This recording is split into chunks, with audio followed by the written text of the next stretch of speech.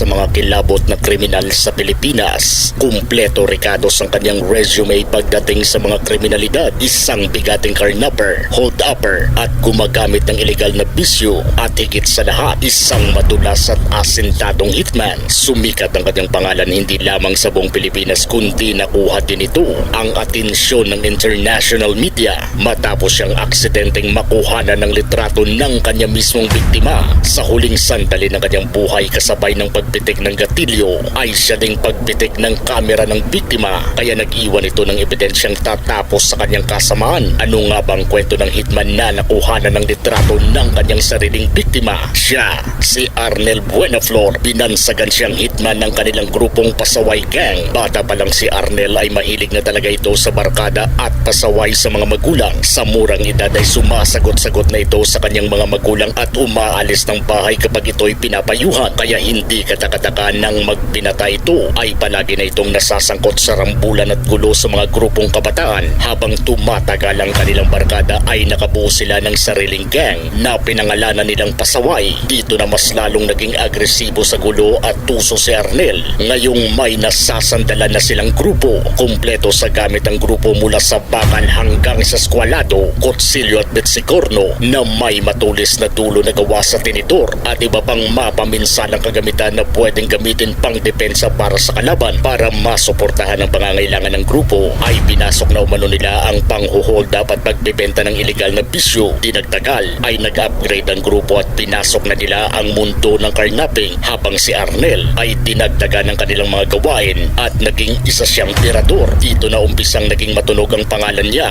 sa radar ng intel ng gobyerno. Iniuugnay si Arnel sa ilang tutasan at nakawan sa Caloocan at iba pang parte ng Metro Manila. Ang malapalos na dulas ni Arnel ay naubusan umano ng swerte matapos itong masakote at mapasakamay ng mga alagad ng batas. Ngunit ayon sa ilang ulat, nakapiyansa umano ito para sa kanyang kasong robbery, kaya pansamantala itong nabigyan ng kalayaan. Ngunit dinagtagal ay binabaan ng hatol na guilty ng korte, kaya tuluyan na umano itong nagtago sa batas. January 1, 2011, pumutok ang nakakagimbal na balita na nakaagaw atensyon pati sa mga international media. Ito ang pagtodas ni Arnel kay Barangay Councilor Reynaldo Dagsa sa araw pa mismo ng bagong taon. Habang masaya at kumpletong sinalubong ng pamilya ang bagong taon, lumabas umano ng bahay ang buong pamilya Dagsa para sana tingnan ang nagagandahan at nagliliparang mga fireworks sa labas.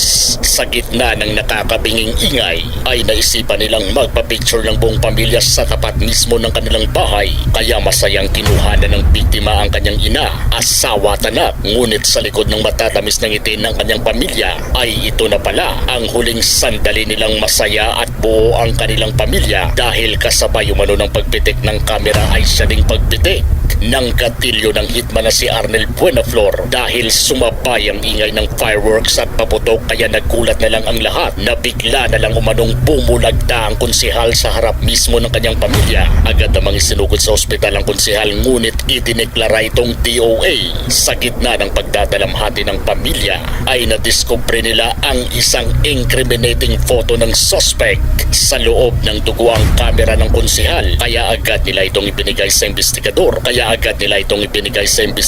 para masuri ang pagkakakilanlan ng suspect.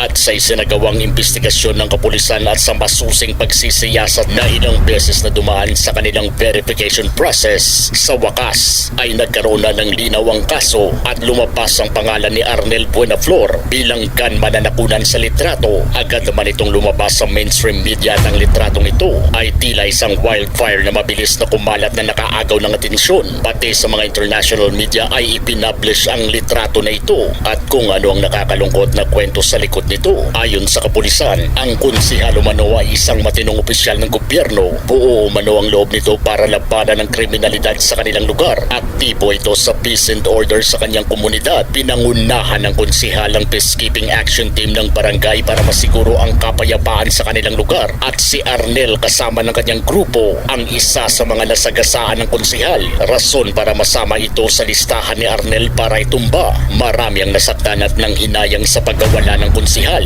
Sa kabilang banda ay ipinahiwatig din ng pulisya na ang mga basyo ng bala na nakuha sa crime scene mula sa armas ng gunman ay ipinadala sa crime lab dahil iniuugnay din umano ang grupo sa isa pang insidente ng pagtodas sa bisperas ng bagong taon sa Tondo, Manila. Sa gitna ng isinagawang manhunt at backtracking operation ng kapulisan, ang ebidensya na ang lumapit sa kanila matapos na may isang citizen na nagsauli ng isang nahulog umanong cellphone sa bus. Laking gulat naman ng kapulisan na ang cellphone na ito ay pagmamayari pala ni Arnel Buenaflor na nahulog sa kanyang pagmamadali upang makatakas. Nakita ng kapulisan na ang cellphone ay maraming mga text messages na hindi pa umano nabubura kaugnay sa nakakagimbal na pagplano at sa pagtumba sa konsihal, at nang kanilang mapagtagpi-tagpi ang ebidensya ay napag-alaman nilang nasa Isabela na nagtatago ang suspect, ngunit wala pa umanong malinaw na eksaktong lokasyon sa kanilang hideout. January 6, 2011, 6 na araw matapos itumba ang konsihal ay nakatanggap ng unverified information ng Caloocan City Police kaugnay sa kinaroroonan ng suspect.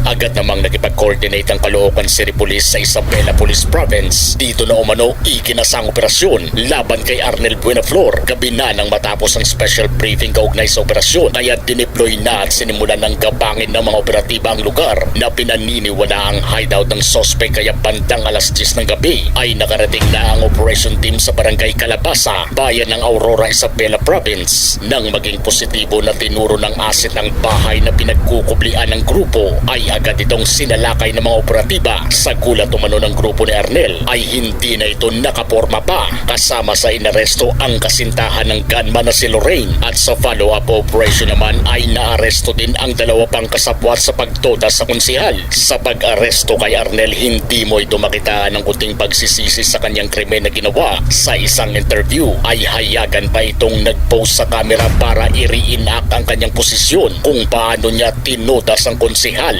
Hindi umano niya pinagsisihan ng krimen na kanyang ginawa dahil ayon sa kanya, ang konsihal umano ang responsable sa naunang pag-aresto sa kanya kaugnay sa kanyang robbery na kaso. Dagdag pa ng suspect na binugbog umano siya ng grupo ng umaresto sa kanya kasama ng konsihal, ngunit mariin naman itong pinasinungalingan ng mga kapulisan dahil sa matibay na ebidensya galing mismo sa mga text messages sa kanyang cellphone na napasa kamay ng mga otoridad kung saan nandun ang mga confidential information kaugnay sa planong pagtumba sa konsihal. Konektado din umano ang gunman sa iba pang malalaking grupo ng gun for hire. Kaaresto ni Buenaflor ay pinuri naman ito ng taong bayan dahil sa mabilis na aksyon ng kapulisan, at ang kaanak ng biktima ay tila nabunutan ng tinik. Pero sa kabila nito ay hustisya pa rin ang sigaw nila upang tuluyan ng mabigyan ng katarungan ang pagkatodas ng kanilang padre de pamilya. August 8, 2018, mahigit 7 taong gumulong ang kaso at sa wakas ay nagbaba ng hatol na guilty sa kasong murder ang RTC ng Caloocan City laban kay Arnel Buenaflor at ang kasama nitong si Frederick Sales. Pinagtibay ng korte ang parusang reclusion perpetua na walang eligibility ng parol. Ang mahigit 7 taong paglilitis kahit sa kabila ng mabibigat na ebidensya at testimonyang pag-amin ni Arnel sa krimen ay isang patunay na mabagal talaga ang justice system sa Pilipinas. Pero sa huli, ang hustisya pa rin ang nanaig laban sa kasamaan. The road to justice is long and painful, but reaching it means peace for the soul. At ito ang unang healing step para sa mga pamilyang naiwan ng biktima para mag-umpisa muli ng bagong kabanata sa kanilang buhay. Ikaw, nababagalan ka rin ba sa justice system?